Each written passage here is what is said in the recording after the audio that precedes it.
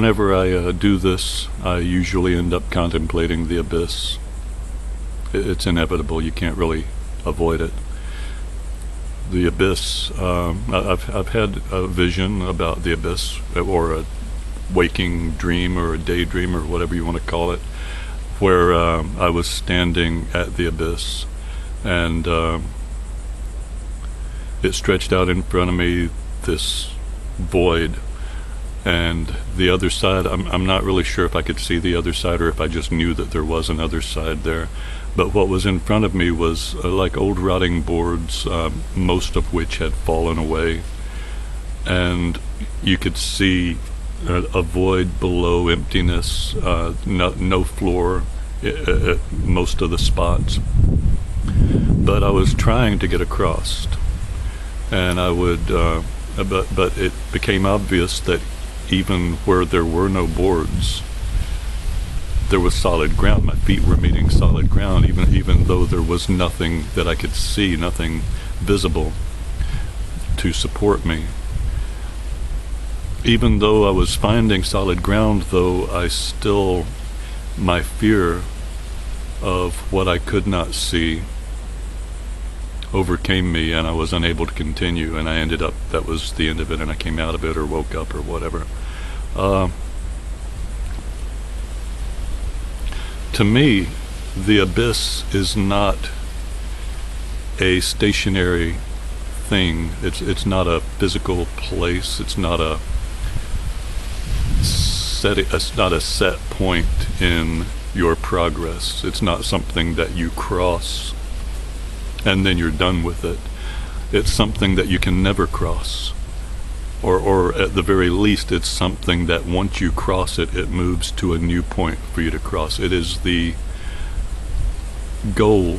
It's a twofold thing. It's both your fear of what you do not know and your desire to overcome what you do not know or what you fear in yourself. And that will always be there out in front of you, no matter how far you get, no matter how many times you rediscover yourself and push a little bit further and accomplish more. The abyss will always be out in front of you, challenging you to go that little bit more, to overcome that one more obstacle. It'll always be there. Finish this up here. One of the problems that I have with religion is that religion is always pointing out that science is mostly theories and hypotheses, and most of their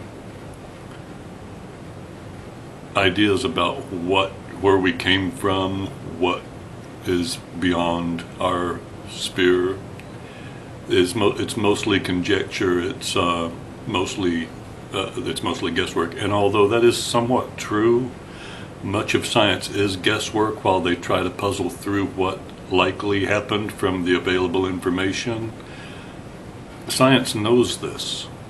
They're not hiding this fact. They're very open with this. They want to be certain of what they do know, and they want, if there are any discrepancies, if there are any questions, they want the questions to be asked. They are very open about this. They want, if new information is presented that sheds new light on something that was previously believed to be one way and shows that it is really a different way, science wants to know this. They encourage this. They encourage people to point out the flaws in older theories and older hypotheses and older interpretations of data, of facts. Science wants this. They encourage this. Religion discourages this in itself. What a religion accuses science of, religion has a problem with science for being open and honest about its practices. Religion, on the other hand, discourages any questioning of the Bible truth. If it's in the Bible, it is true. It is absolutely true. There is no exception to this. You cannot question it. That's dishonest. There is, while science is being honest, religion is condemning science for its honesty, while religion is being dishonest in its own practices, in its own teachings. Religion doesn't want to know what's waiting on the other side of that abyss. It doesn't want to know that it's wrong. It wants to find ways that it's right, regardless of what the truth is, regardless of what the facts are. It doesn't want to explore. It doesn't want to question.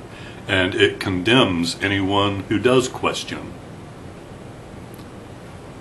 That's very dishonest. That is, I have no respect for any entity that believes that it holds the absolute truth and cannot make mistakes. Any group of human beings who believes that they are incapable of being wrong about anything, I have serious problems with. Science is very open. I have great respect for them. They know that they're flawed.